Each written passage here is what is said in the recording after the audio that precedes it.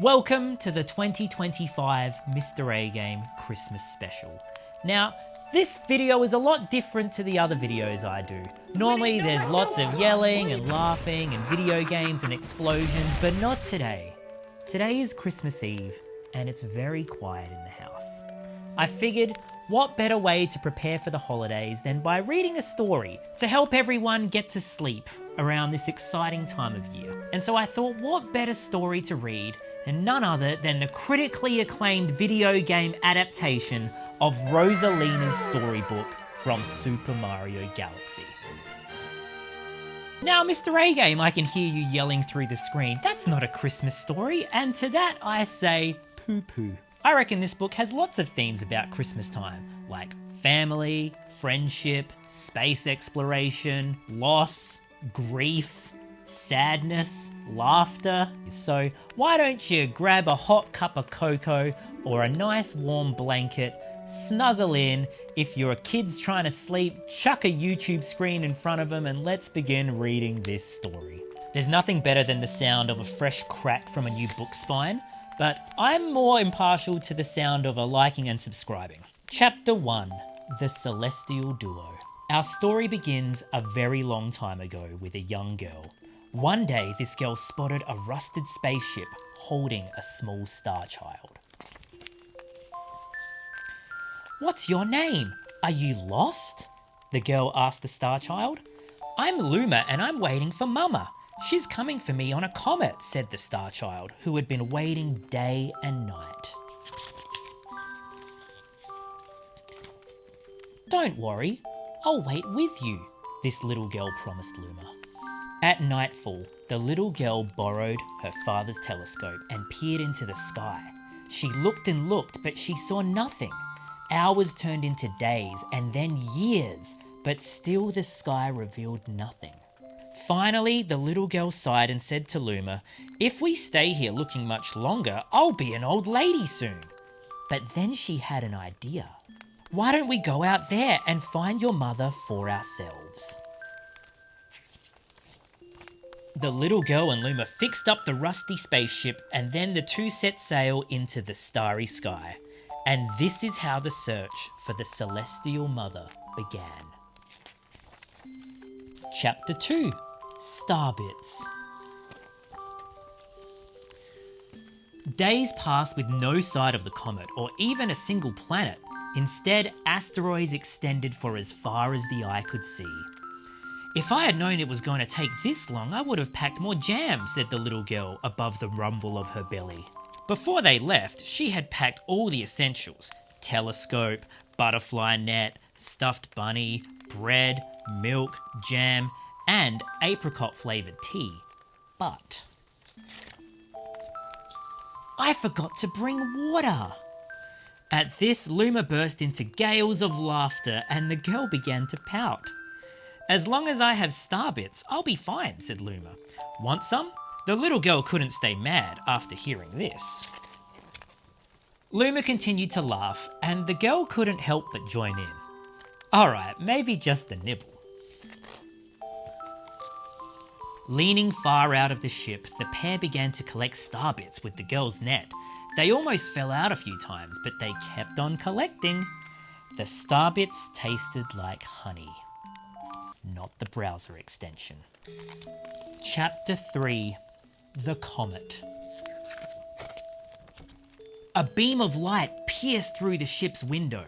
Thinking it was the morning sun, the girl peered through the window only to find a turquoise blue comet shimmering at her. The little girl shook the sleeping Luma awake and shouted excitedly, "We have to get to that comet!" The pair descended on the comet and found it was made of ice. They looked high and low, but Luma's mother was nowhere to be found. Exhausted, the little girl sat down with a flop, utterly unable to take another step. "Look!" Peering down at the icy ground where Luma was pointing, the girl suddenly noticed clusters of Starbits encased in the ice. "Pretty good, huh? Finding Starbits is my speciality," said Luma, beaming. "There's ice here, but it's so warm. I'll bet there's water here too." The two decided to stay on the comet for a while. Riding the turquoise comet, the pair continued their search for Luma's mother. Chapter 4. The Dream. One night, the girl dreamed about her own mother. "Where are you going?" she asked her mother's retreating back. Without turning, her mother replied, "Don't fret, dearest. I'm not going anywhere. I'm always watching over you like the sun in the day and the moon in the night." A wave of sadness washed over the girl. What about when it rains and I can't see the sun or the moon? Her mother thought for a moment before responding.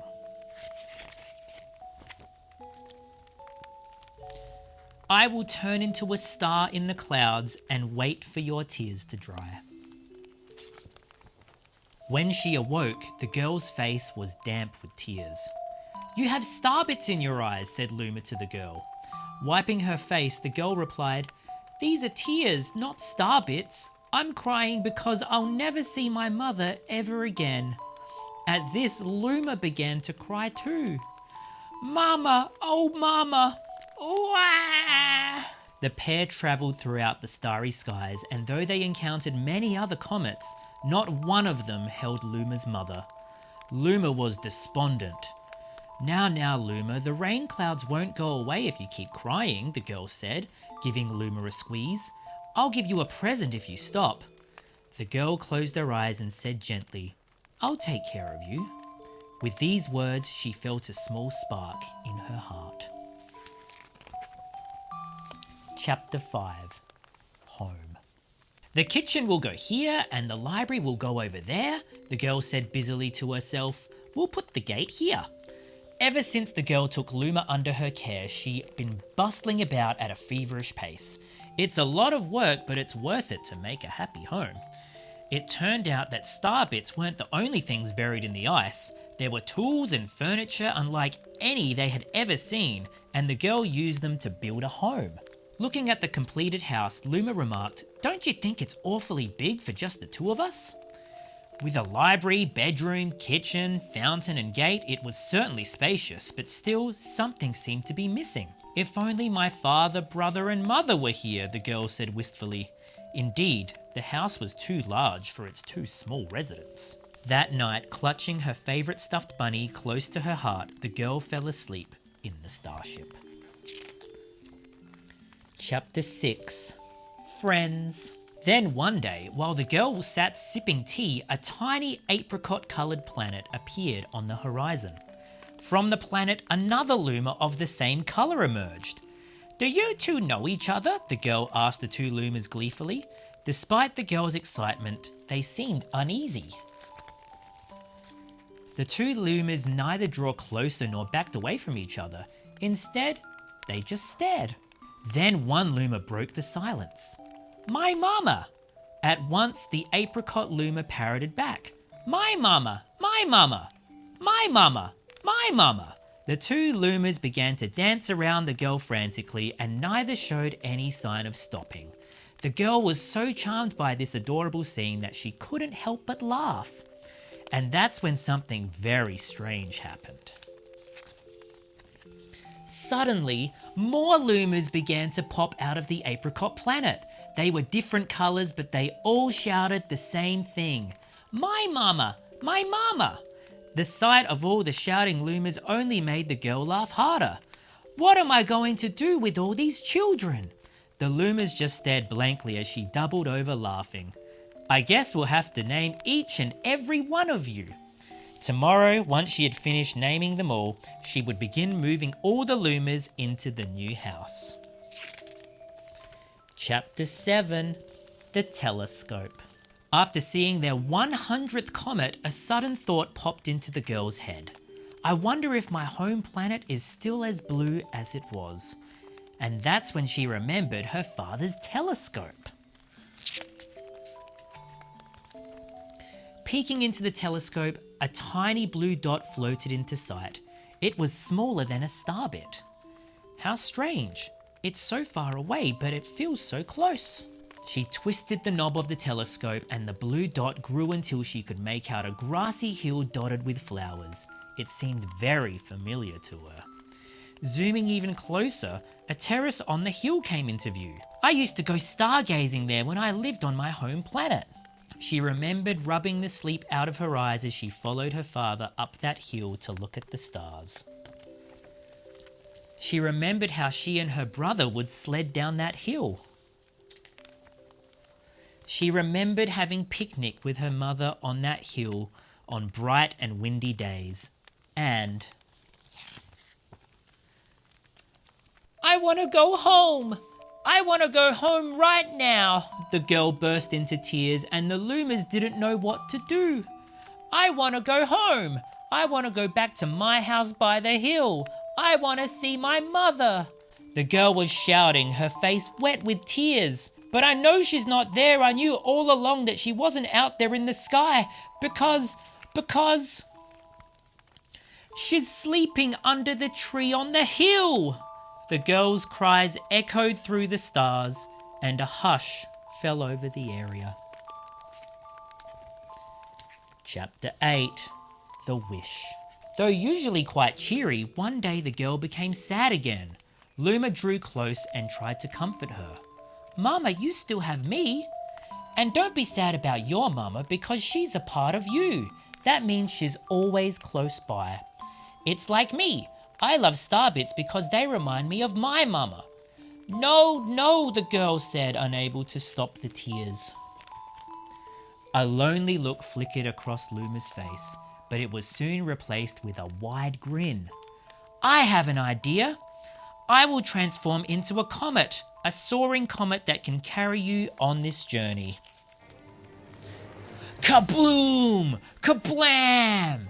With that, Luma, trailing bands of white, soared high into the sky and just as quickly started to plummet back down. The ground shook and a bright light poured out of the crater that Luma had created. The bands of light twisted together to form a comet tail. And then Luma emerged, reborn as a comet. The girl could scarcely believe her eyes. But how? She kept asking. Our destiny as Lumas is to transform into different things, said a red Luma who had suddenly appeared. Stars, comets, planets. We can become all of these things.